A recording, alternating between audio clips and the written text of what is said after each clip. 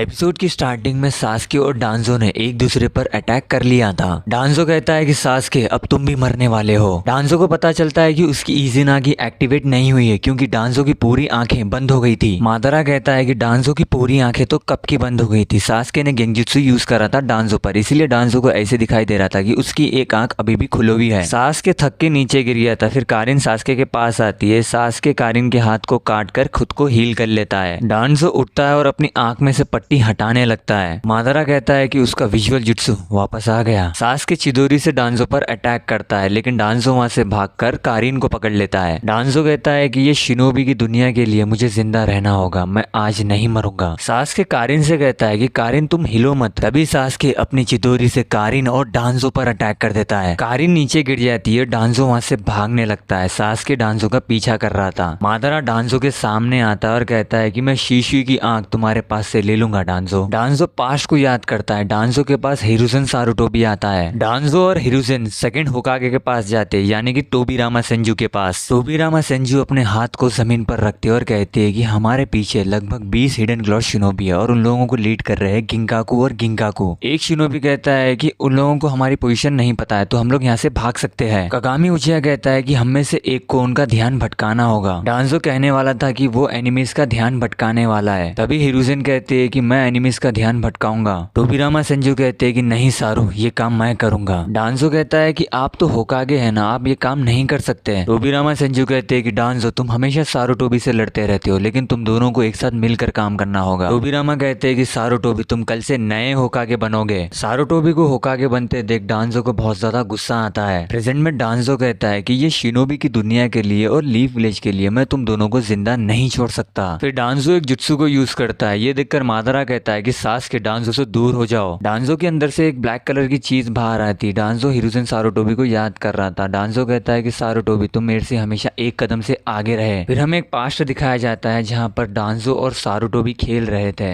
Episode 211 यहीं पर खत्म होता है। आपको अगर वीडियो पसंद आया तो वीडियो को लाइक करो, चैनल को सब्सक्राइब करो।